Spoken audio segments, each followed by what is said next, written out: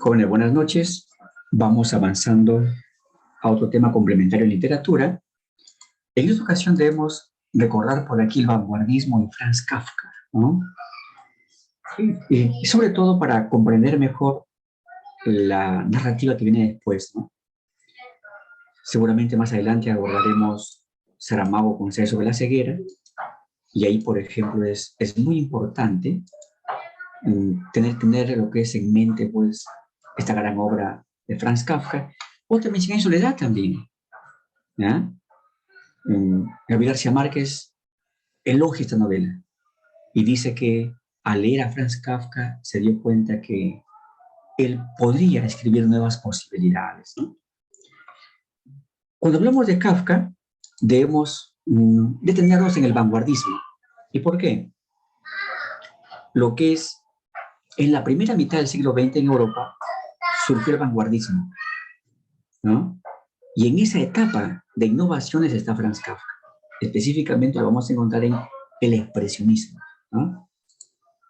Vamos por qué con el vanguardismo, ¿eh? Tenemos el vanguardismo. Veamos sus características. Un primer detalle es que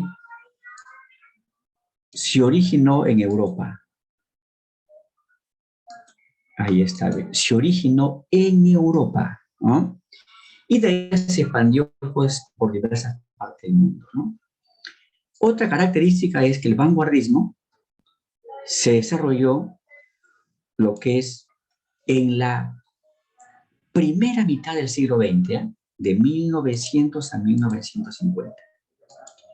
Y además involucró todas las artes. Y aquí una diferencia frente al pasado del siglo XVIII, XVII, XIX, en fin, ¿eh?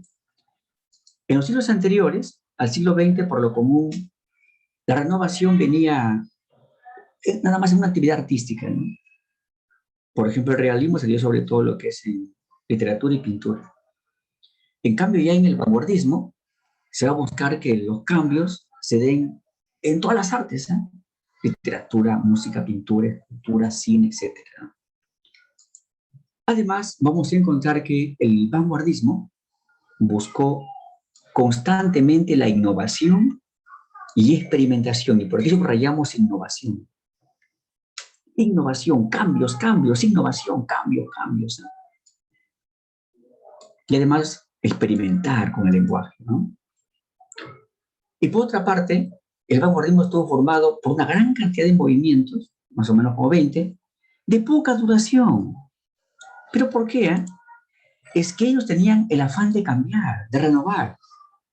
Y hasta hay algunos que fundaban un movimiento vanguardista, permanecían como 5 años, después salían, atacaban al vanguardismo que habían ellos fundado y fundaban otro movimiento vanguardista, ¿no? O sea, hubo una especie de obsesión por cambiar, cambiar, renovar el arte. Veamos la etimología. Esta palabra vanguardismo proviene del francés, avant-garde, que significa ir adelante. Es que ese fue justamente el lenguaje de los vanguardistas. Buscar, buscar, buscar nuevas posibilidades. Veamos algunos casos, ¿eh? Centrémonos en algunos movimientos vanguardistas, sobre todo lo que nos van a interesar para después aplicarlos en el campo literario, ¿no? Tenemos por una parte el cubismo. Recuerden que el cubismo ya lo habíamos mencionado al hablar de Vallejo, ¿no? El cubismo surge en Europa hacia 1906, en pintura primero, ¿eh? Para Pablo Picasso, que fue el fundador del cubismo, él decía, señores, toda la realidad tiene un trasfondo geométrico. ¿no? Si voy a dibujar el rostro de una persona, podría utilizar una esfera. Si voy a dibujar el cuello, podría utilizar un triángulo o una pirámide o un cilindro alargado, en fin, ¿eh? O sea, para el par de cubismo, en la pintura todo tenía un trasfondo geométrico de la realidad. Y tenemos aquí un cuadro de Pablo Picasso, Mujer sentada, y ahí se evidencia esa visión, ¿no? La visión geométrica. Pero en literatura, ¿qué pasó? Aquí está, ¿no? En literatura destacó el escritor Guillermo Apollinaire, que en 1918 publicó su obra Caligramas. Caligramas, ¿eh? ¿Y qué planteó Apollinaire? Apollinaire dijo, señores, el cubismo en pintura busca bastante la cuestión forma, la forma, ¿no? La visión geométrica de la realidad. Un momento, ¿por qué no buscamos metafóricamente la visión geométrica de las palabras? Es decir, las palabras pueden disponerse, ordenarse gráficamente y el poema tener una forma de árbol, una forma de corazón, una forma de río, una forma de ave, o sea, un caligrama. Y aquí encontramos un caligrama creado por Apollinaire, que es un poema donde las palabras han sido dispuestas para que este poema se semeje a un hombre con un sombrero y que abarca únicamente hasta el tórax, nada más su imagen, ¿no?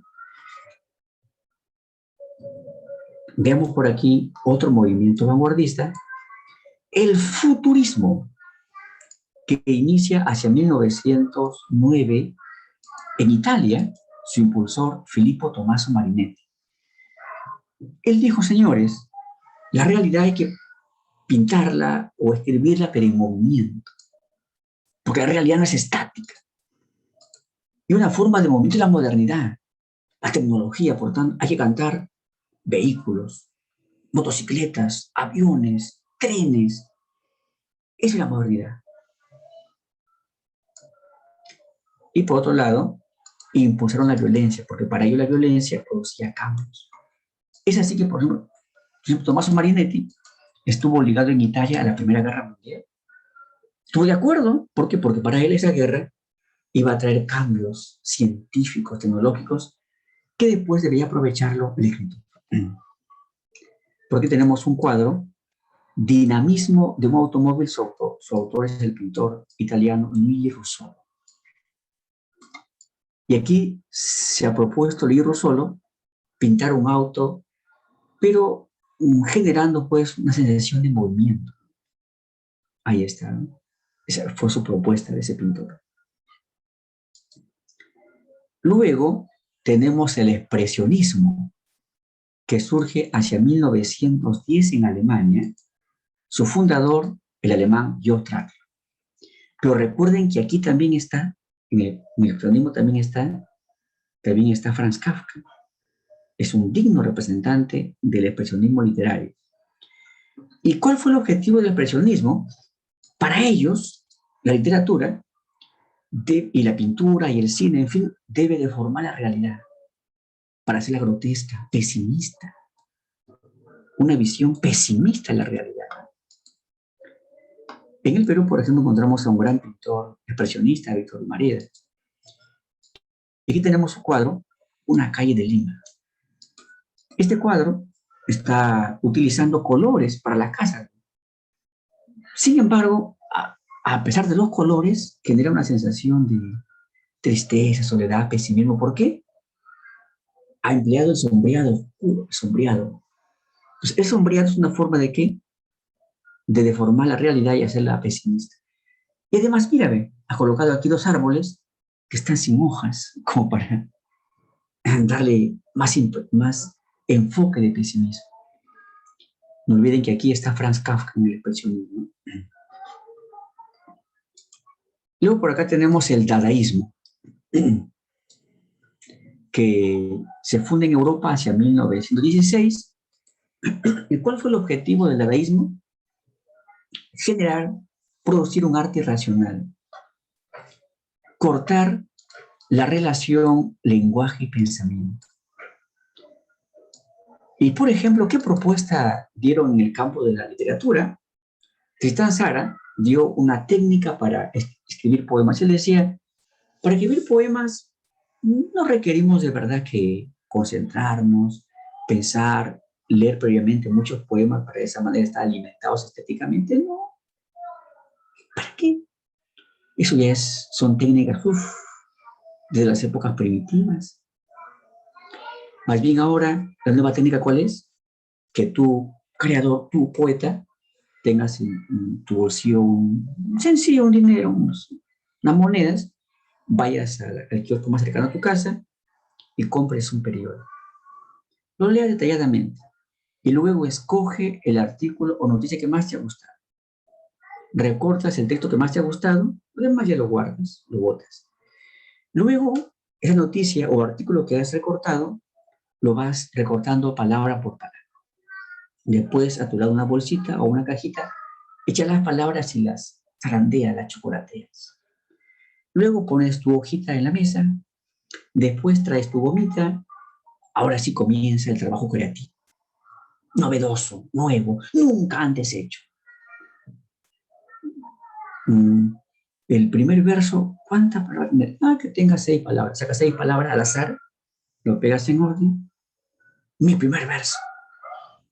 El segundo verso que tenga 10 palabras. Saca 10 palabras, lo pegas. Mi segundo verso. Y así vas pegando las palabras según cómo se te ocurra, ¿no? De pronto ves tu cajita, la última palabra ya, el último verso. Pues. Lo pegas, punto final, termina mi poema. Pero al final, este poema no quedaba tan caótico, porque como eran palabras de un texto, las palabras de un texto tienen cierta vinculación semántica si estén separadas. Por consiguiente, ese nuevo texto no era tan caótico, porque eran palabras previas de un texto.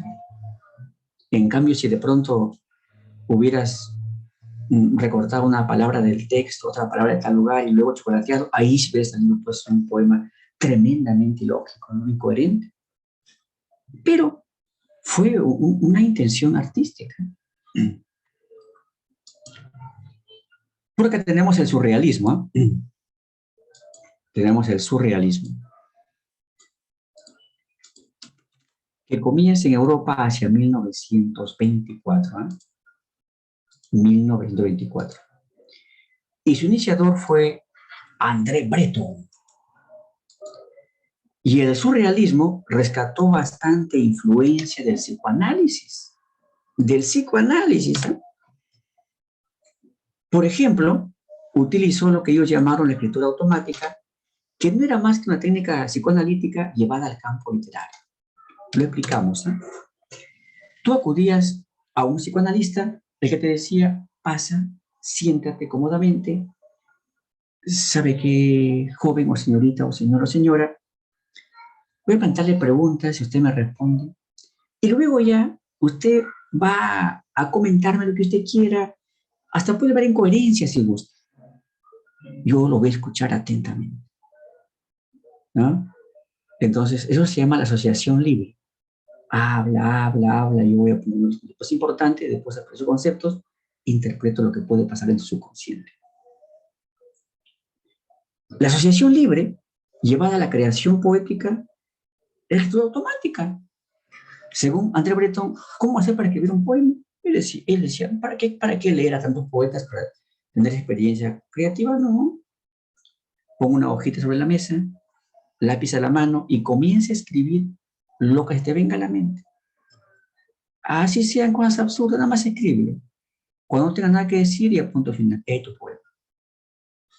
Y también trabajó bastante lo onírico, que significa sueños y pesadillas. Y por ejemplo, algunos pintores que decían, señor, para pintar yo únicamente duermo y despierto ya. Todo lo que soñado ya está.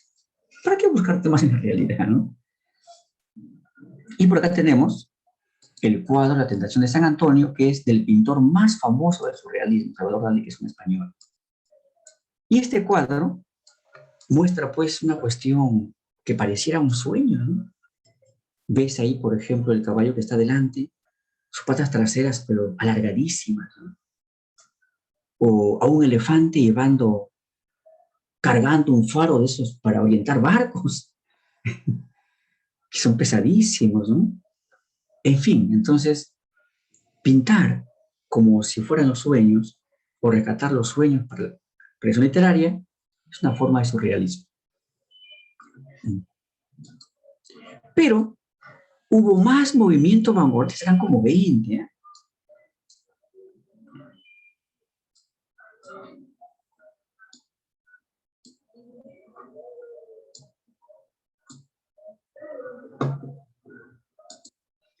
Por ejemplo, el creacionismo, que apareció en 1918 y su fundador fue el chileno Vicente Huidobro, quien decía: el poeta es un pequeño dios, el poeta puede inventar mundos. En el ultraísmo que se funda en España, estuvo en su fundación el argentino Jorge Luis Borges. El letrismo se funda en Europa, su fundador fue el rumano Isidor.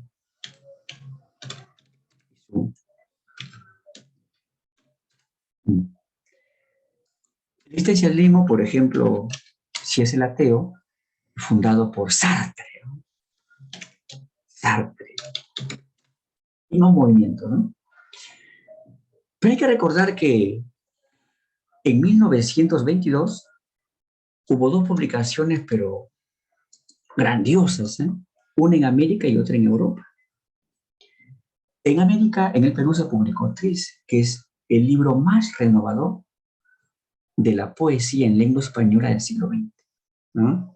Ulises, que es la novela más renovadora de la primera mitad del siglo XX. En Ulises aparece por primera vez el monólogo interior. James Joyce es el inventor del monólogo interior. Además, por los años 20 y 30, en Estados Unidos se consolida lo que va a ser la generación más brillante de ese país, la generación perdida, y que va a ser la generación que más ha influido en nuestros géneros latinoamericanos. Juan Rulfo, Julio Cortázar, Mario Vargas Llosa, García Márquez, Carlos Fuentes, en fin, son genios, tienen influencia de la generación perdida y lo reconocen ellos, nunca lo han negado. Aquí nada más mencionamos a dos, ¿eh? A los más influyentes en los autores mencionados. William Fuller, Premio Nobel 1949. Una de sus novelas más destacadas, El sonido de la furia. Ernest Hemingway, Premio Nobel 1954. Su gran relato breve, El viejo y el mar, que se publicó en 1952. Ahora sí, vamos ya por aquí, lo que es a Franz Kafka, pero primero enterémonos un poco de su vida, porque ya saben que de vez en cuando preguntas sobre la vida, ¿no? Un detalle simple, pero aún así nos preparan para asegurar el ingreso, para ser efectivos.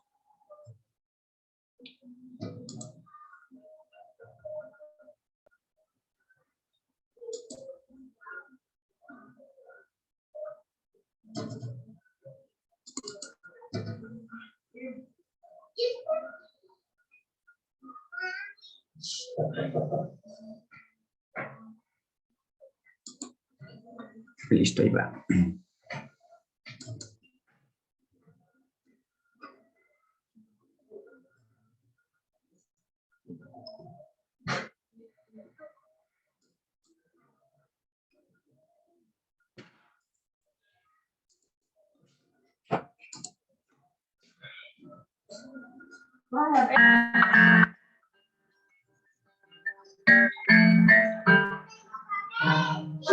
Franz Kafka fue un autor checo cuya obra, escrita en lengua alemana, está considerada como una de las más influyentes de la literatura del siglo XX.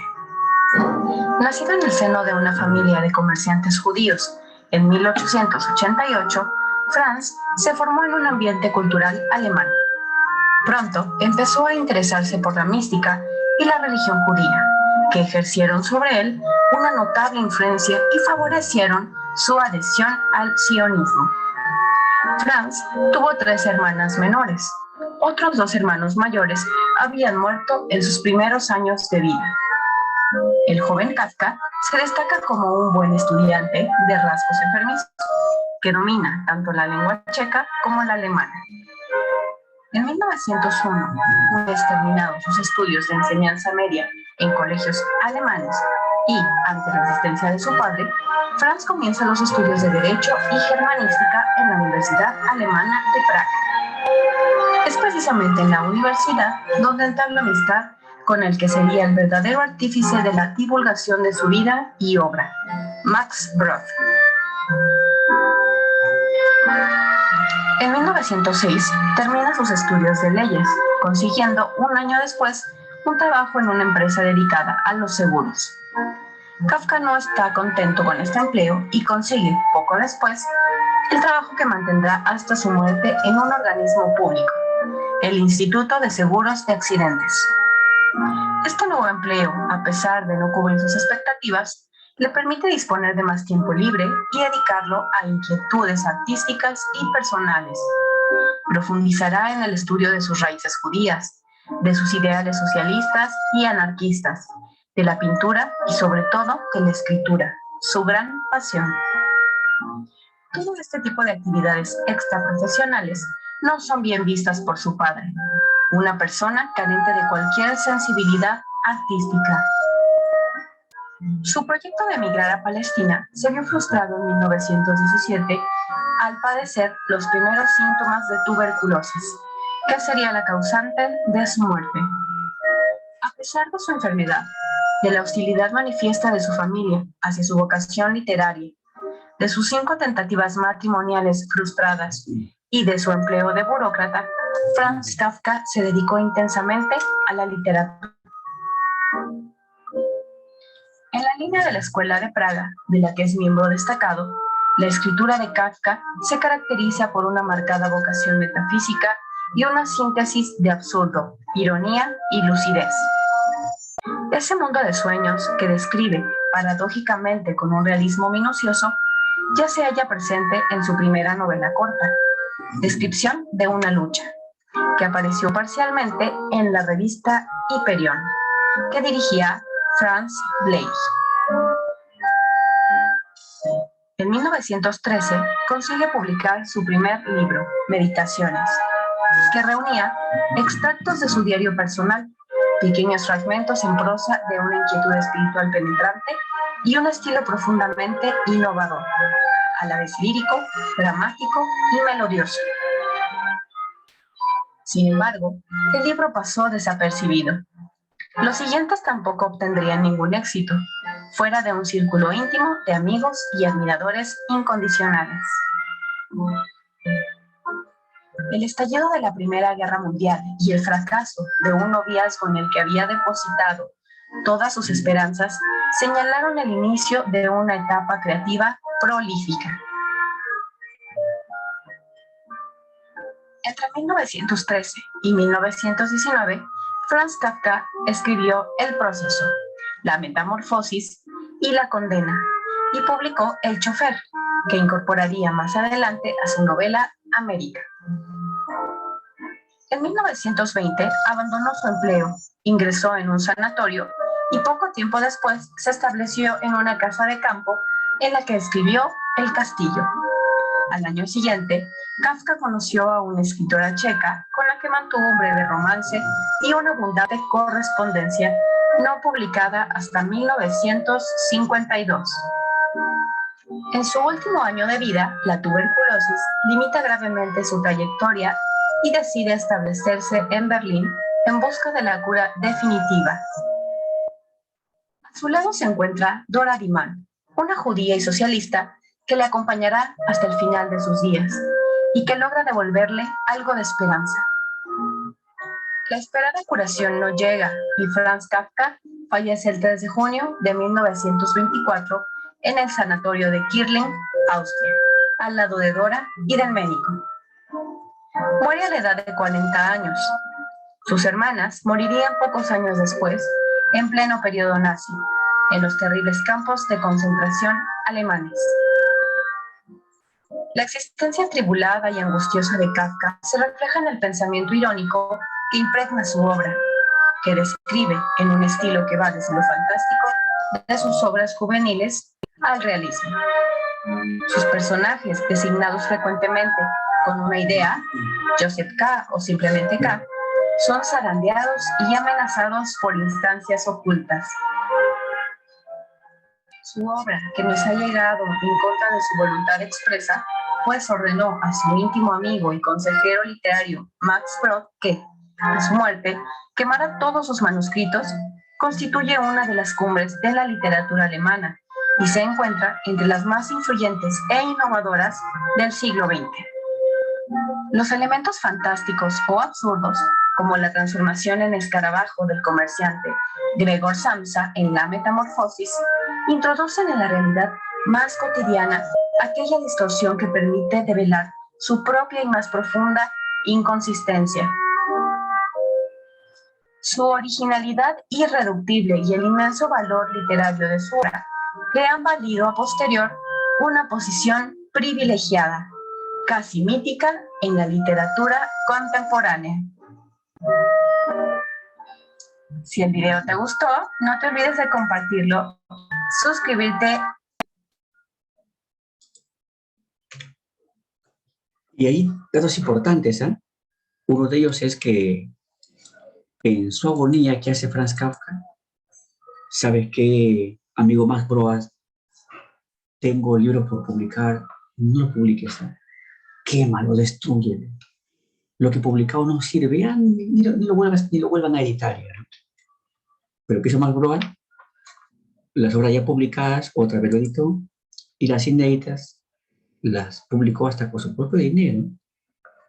Y de pronto la crítica literaria europea se dio cuenta que ese joven que murió a los 40 años, renegando de su obra, había generado una obra genial, ¿no? Que va a influir muchísimo en el siglo XX y XXI. Mejor entramos en la forma. Estamos en la forma. Esta obra tiene una estructura tripartita, o sea, tres partes. Encontramos que el narrador clásico, en tercera persona, omnisciente. A nivel de técnicas, encontramos diversas, por ejemplo, la apertura inmediata, el salto cualitativo, el humor negro o llamado cruel, el flashback, lo onírico y más, ¿no? ¿Qué significa apertura inmediata? De frente comenzar por el conflicto. Y esta novela corta, ¿cómo comienza? Cuando Gregorio se despierta, se mira, se había convertido en un horrible insecto. Dicho de otro modo, si la narración emplea la secuencia, primero el nudo, después desarrollo de hechos, y su final es la apertura inmediata. La secuencia nudo, desarrollo, desenlace. Ahí está. Encontramos también el salto relativo, que significa de lo real a lo fantástico. Lo real es que tú te despiertes y que te des cuenta que has tenido un sueño intranquilo, tipo pesadilla. Pues te miras, ¿qué? Insecto. Ya, ese es lo fantástico. De lo real a lo fantástico. La conversión de Gregorio en insecto es un salto cualitativo de lo real a lo fantástico.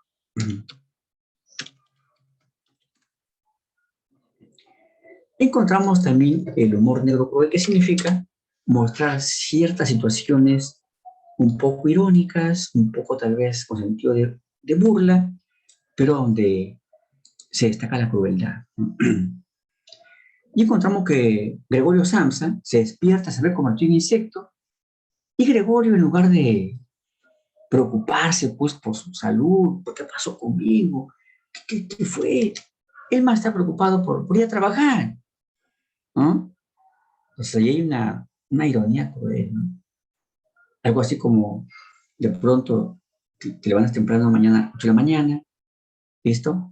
Vas a trabajar, coges el micro, Llegas a la empresa, bajas en la esquina, vas a cruzar la calle porque al fin está la empresa donde trabajas y te atropella un taxi, ¿no? Tú te levantas a la justa, taxista, espéreme, te me ha atropellado, voy a firmar mi asistencia porque si no me descuentan, después vuelvo para el primer hospital. ¿Qué? ¿No? Entonces, ese tipo de situaciones así se llama el humor negro. Bueno, entonces, Gregorio, convertido en insecto, se preocupa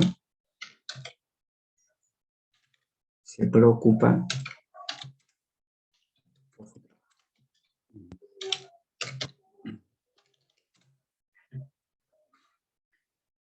Encontramos también flashback, recuerdos breves, por ejemplo, cuando ya está convertido en insecto Gregorio evoca que justo antes de convertirse en insecto ya tenía planeado matricular a su hermana Grete en una escuela de canto y de música, porque a ella le gustaba esas actividades, ¿no?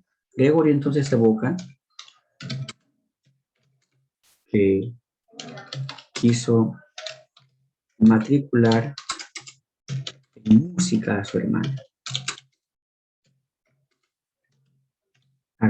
Grete. Hallamos también lo onírico a nivel de que sueños y pesadillas. Por ejemplo, el comienzo de la obra, lo leemos, ¿eh? ¿Por qué no la obra? Cuando Gregorio Sam se despertó una mañana tras un sueño intranquilo, se encontró en su cama convertido en un horrible bicho. Basta con que se mencione hay un hecho de sueño y eso es lo onírico. Pero aquí también otro planteamiento, ¿eh? Algunos plantean que Gregorio en sí no haya despertado.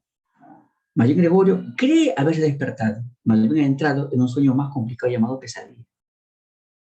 Y lo que experimenta en toda la obra no es más que terrible pesadilla, ¿no? Se vale. Recuerden que una obra es polisémica. Una obra se puede interpretar de varias maneras, pero siempre y cuando no fundamentemos, no podemos decir cualquier cosa. El lenguaje. Ya se señaló en el audiovisual que Franz Kafka, pese a ser de Checoslovaquia, escribió ¿en qué? En alemán. ¿Ya? Alemán. Además, sobre todo su estilo que es periódico, o sea, prefiero utilizar oraciones amplias, complejas. Y por lo común encontramos un estilo redundante, o sea, repetir ciertos conectores, ciertas palabras de encabezamiento de los párrafos. Vamos ahora sí al fondo contenido, ¿eh?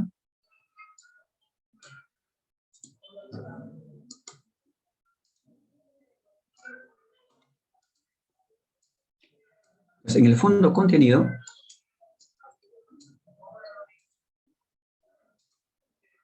veamos por una parte lo que es el tema. El tema, ¿no? El tema, ¿cuál va a ser? La deshumanización del hombre en el mundo actual, en este mundo capitalista, ¿no? Entonces, según Franz Kafka, este mundo capitalista tiende a deshumanizarnos. ¿Y por qué? Porque justamente el mundo capitalista es un mundo de materialización del ser humano. Priorizar lo que es lo material antes que nuestra esencia de valores, sentimientos, emociones, ¿no? Veamos los hechos, ¿eh? Y aquí lo hemos propuesto, los hechos parte por parte.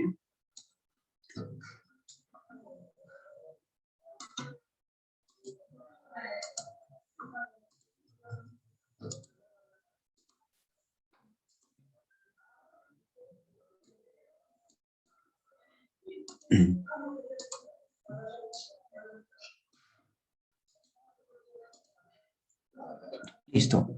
Entonces, vamos a la primera parte. Entonces, Gregorio se despierta aquí convertido en un horrible insecto.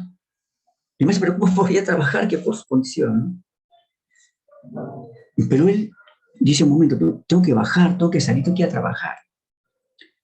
De pronto ya es 6:30 de la mañana y la mamá, el papá preocupado, ¿qué? Nuestro hijo a las 6, antes de las 6 ya está despierto ya.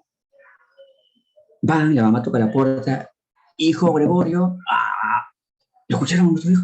¿Escucharon? Esa voz, ¿cómo ha cambiado? Debe estar enfermo. Grete, anda rápido, traes el médico. Ana, tú eres la empleada, anda ahí. ¿Y sabes qué traes? El cerrajero, es el especialista en llaves para que haga. Gregorio, entonces, dentro, ¿cómo hago para salir? ¿Qué pasa conmigo? ¿Cómo hago? ¿No? Hasta llegó el jefe, el principal también llegó. El jefe llegó, ¿eh? El señor Samsa, su hijo Gregorio, de su habitación está muy afectado en su salud. Sí, pero que salga a justificar, pues. Eh, Gregorio, por favor, sal. Debe estar ya en camino al trabajo ya. Me decepcionas, ¿eh? Gregorio asustado dijo, en un momento, mi familia solamente depende de mí económicamente. No trabajo, ¿qué pasa de ellos? Además, mi papá se endeudó en el banco y yo estoy pagando la deuda y en 5 o 6 años recién terminé de pagar. Entonces, ¿qué hace? Se levanta, se va a la puerta con la boca, abre el pistillo y logra salir. El jefe lo vio, se fugó, hastiándolo, lo miró con asco y se fue. Este jefe, ¿qué simboliza? Representa la insensibilidad social, ¿no?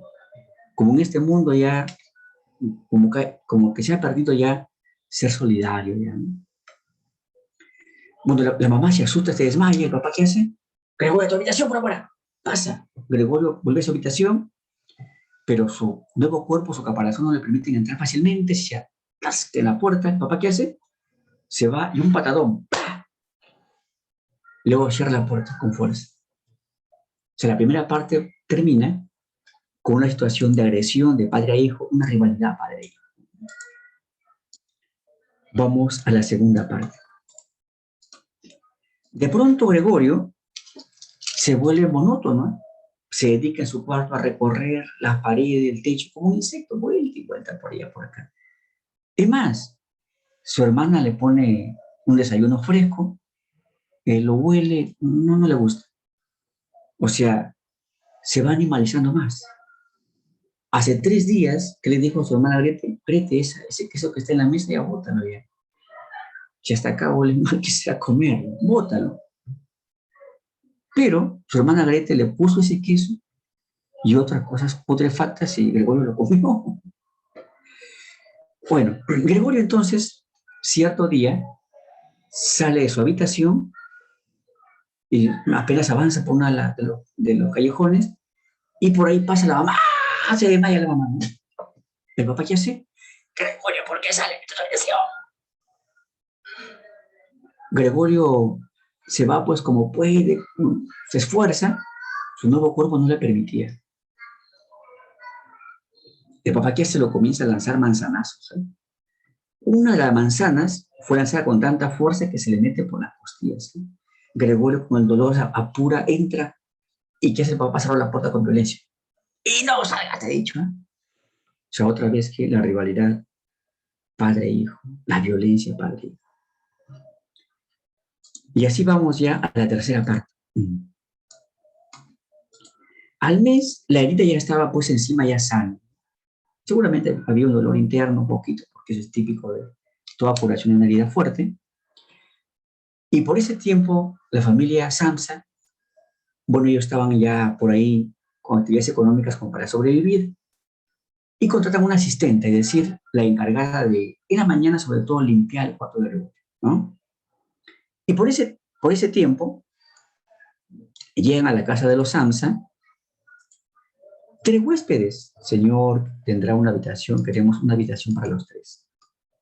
Encantados, señores, pasen, listo, ahí está la habitación. Además, señores, nosotros almorzamos por afuera, aquí nos da la comida y nos cobran, pues, nos cobran, como para, ustedes nos han dado una habitación para los 3, también la comida y para salir beneficiados ambos. Ah, ya, de acuerdo, ¿no? Por consiguiente, la familia Samsa más le dedica a los huéspedes porque ellos van a generar ingresos al mes, ¿no? Pero bueno, no es más esto, ¿no? Cierto día, Grete le dice a su papá, quiero tocar acá en la sala el violín, pero anda a decirle a los huéspedes que están en la cocina almorzando, si no les incomoda. Es que el papá se fue, señor, y me dijo a tocar el violín en la sala, ¿no les incomodará? No, señor, con eso nos encanta la música clásica. Más bien si pudiera tocar acá en la puerta, en la cocina, ¿no? Para deleitar nuestro almuerzo. Hija, ven. Grete llega ahí entonces comienza a tocar el violín. Tocaba bonito, ¿eh? Gregorio lo escuchó, abre la puerta y sale. Se acerca a la cocina a escuchar de más cerca la melodía. ¿Esta parte qué simboliza? Simboliza que la mejor manera de sensibilizarnos es que el arte. El arte es la mejor manera de sensibilizar a los humanos, ¿no? Llega a la cocina y justo un huésped da vuelta y lo ve. Amigos, miren. Un huésped que era como que el jefe de ellos, señores Sanz, ¿nos han tenido viviendo con ese bicho asqueroso acá? No, señores, no vamos a pagar ni comida ni habitación. No vamos. Es más, vamos a ver a un abogado y si es posible, según la ley, denunciarlos para que usted nos indemnice. ¿Qué van a simbolizar los tres huéspedes? El oportunismo. O sea, ¿qué me conviene? ¿Qué me conviene? De pronto Grete reacciona mala. Ella fue hasta que casi al último daba un poquito más de apoyo que los demás en el negocio. Esta vez que dijo, mamá, papá, ese insecto, ese bicho no es mi hermano, que se muere. Lo escuchó Gregorio. Regresa a su habitación, se cierra, ya no come, se deja morir. Una mañana la asistenta llega, lo ve dormido, lo ubica con la escoba. ¡Bicho, despierta! Nada, lo da vuelta, se murió. Se va a la cocina. Señores, reventó el bicho. Señor, ¿usted quiere decirnos? Disculpe mi lenguaje. Ha muerto Gregorio. ¿Qué dijo el papá? Dios mío, gracias. Dios mío, gracias, ¿no? ¿Ah? Y como la familia estaba un poco incrédula, ¿qué hizo la mujer? Lo trajo así como si fuera pelota rodando, así como, empujándolo como si fuera una cosa ahí. Plum, plum, plum. Ahí está, señor Hervé. Por ejemplo, ¿cómo te lo llevo, no? Después vino, señor, no se preocupe, ya desaparecía esa cosa. ¿Qué haría, no? Lo que María Entraría no sabe. Ahí tenemos el dato escondido, o sea, un hecho que no queda aclarado, no se sabe qué pasó. Lo que María o lo enterraría no se sabe, ¿no? A los pocos días, el señor Samsa, su esposa y su hija Grete se dan un paseo familiar. Al atardecer ya regresan a la ciudad y están en la autopista esperando el carro. Su hija está en el frente y que le dice el papá a la mamá, amor, mira, nuestra hija está muy linda, muy bella. Hay que conseguirle un pretendiente, un esposo, pero que tenga buen dinero. En conclusión, ¿cómo termina la obra? Cuando dos humanos ven a un humano como una mercancía, como una cosa. Nuestra hija ya está bonita, hermosa, que un buen esposo, económicamente hablando. Con esto que nos dice Franz Kafka, cuidado humanos. El día que comience a ver a la humanidad como una mercancía, como un negocio, ese día habremos llegado a nuestra deshumanización. Y hemos llegado ya. Y una forma, por ejemplo, ha sido la empresa Alicorn, ¿no? Que de pronto, por ejemplo, su aceite que estaba, por ejemplo, 9.50, de frente a 13. Un momento, el dólar no ha subido un sol para que bueno, 9.50 a 13 son 3 soles 50. El dólar no ha subido.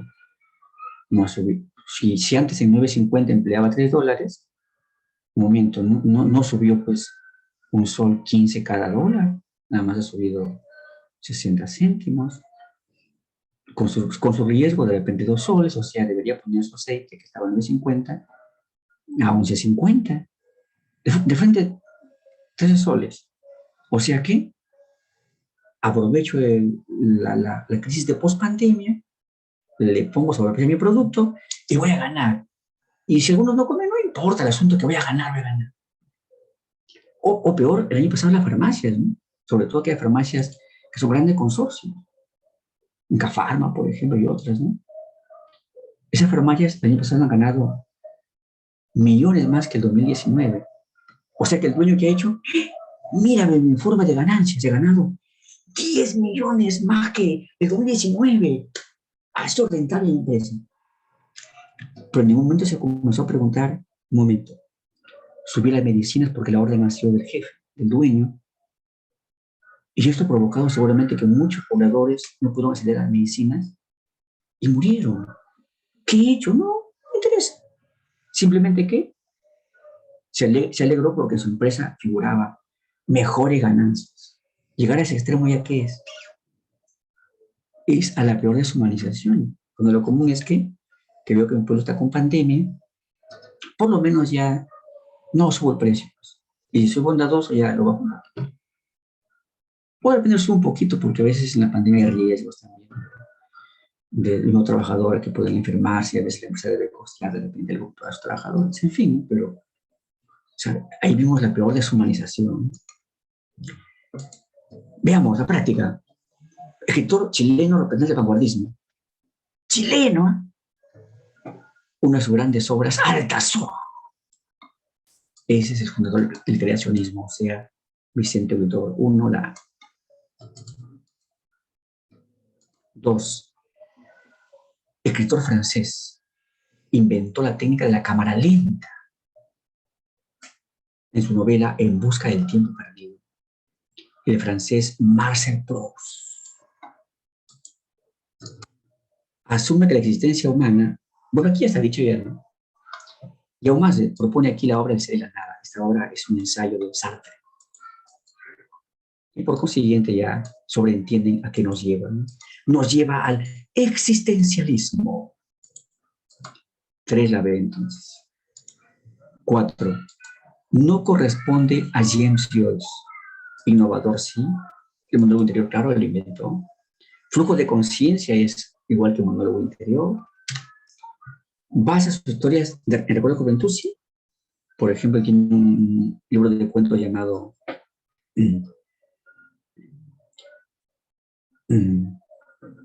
La capital de Irlanda, ¿cuál es? Para ustedes que son en geografía especialistas, Dublín, ¿no? Ahí está.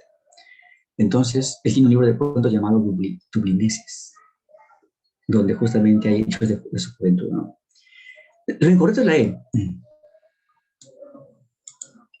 Él es de Irlanda. La generación perdida fue de Estados Unidos. En las 5 nos dicen James Joyce, nos dicen Jorge Luis Borges. Claro, fue fundador del ultraísmo. 5 la B. Escritor irlandés. Irlandés, dijimos ya, Joyce, fue la novela Ulises. 6 la E. De los siguientes rasgos, ¿cuál no pertenece a William Faulkner? La E. Él no fue romántico, fue un autor de tendencia realista. 7 la E. 8. Primer poemario vanguardista de Latinoamérica, publicado en 1922. Claro, listo. Seguramente has marcado la B. Dice.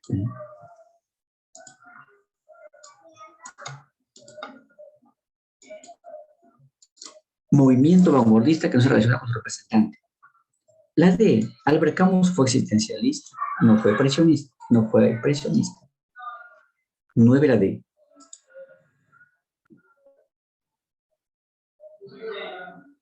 Dice el verso, el poeta es un pequeño Dios. Eso es de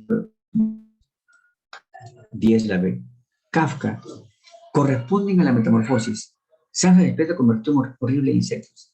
¿El padre justifica la falta de Gregorio? No, porque ni sabía qué pasaba con su hijo. Gregorio es herido por su padre por una manzana, sí. Gregorio muere solamente por la manzana, no. Muere desengañado, ¿no? Que ya ni siquiera para su hermana significaba algo, ¿no? Gretzky más apoya a Samson, pero en la parte final ella misma dice que se muera, ¿no? Mi hermano ese noche. 1, 3, 5, 11, la B. 11 la B. 12. Gregorio, al convertirse en insecto, esa conversión es un símbolo que representa por una parte la vida rutinaria, porque él en adelante va a estar vuelta y vuelta en su cuarto. La involución, porque se animaliza. Lo onírico, porque puede ser considerado como una pesadilla experimento. Entonces, 12 la respuesta es la 1, 2, 3.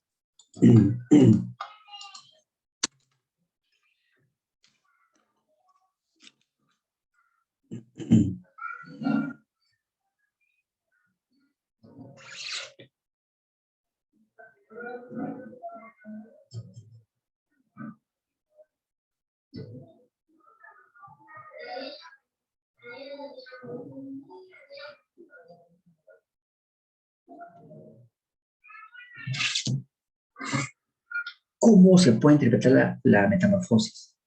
Como la deshumanización del hombre en el mundo contemporáneo. La C ha marcado varios, sí, correcto. Entonces la C. 14. Las constantes temáticas de Kafka. Sus personajes están en soledad, angustia, deshumanizados. El fragmento de la metamorfosis. Gregorio exclamó la hermana con el puño en alto y mirada de reprobación. Era la primera vez que le hablaba directamente después de la metamorfosis. Grete fue a la habitación contigua en busca de algo que dar a la madre para reanimarla. Gregorio hubiera querido ayudarla, pero estaba pegado al cristal y tuvo que desprenderse de él en un brusco tirón. Luego corrió a la habitación contigua, igual que antes, para dar algún consejo a su hermana, pero tuvo que contentarse con permanecer detrás de ella. Vemos un personaje que está en soledad, ¿no? Es cierto que en torno de él hay humanos, pero nada. Y además, con esa angustia, ¿no? De no poder ayudar porque si se acerca va a estar más a la mano. De no poder ayudar porque a lo mejor la hermana se molesta, ¿no? La angustia, entonces, la siento. Ahí está, entonces, 15 la C. 16. Gregorio en su condición de insecto siente gusto por alimentos putrefactos verdadero. Gregorio al comenzar abre la puerta y aterroriza entre ellos al administrador, o sea, al jefe, sí, verdadero. Gregorio es comprendido en todo momento por sus familiares falsos. No comprende. Los padres y la hermana, quienes trabajaban poco, tienen que hacerlo con un momento. Cuando Gregorio estaba aún sin convertirse en insecto, no trabajaban. Muy bien podemos decir que no trabajaban, luego comenzaron a trabajar poco y después ya con frecuencia. Eso es falso. La llegada de los huéspedes provoca la preocupación por Gregorio, sí, porque ellos aportaban para que hay que atenderlo. Grete, indignada y desesperada, que sugiere, ese bicho debe desaparecer, verdadero. La muerte de Gregorio causa profundo cansancio familiar. Al contrario, el papá que dijo, Dios mío, gracias. Entonces, falso. Bien, jóvenes, y de ese modo, hemos terminado entonces con el vanguardismo y el gran Franz Kafka. Cuídense mucho, jóvenes. Hasta la siguiente semana.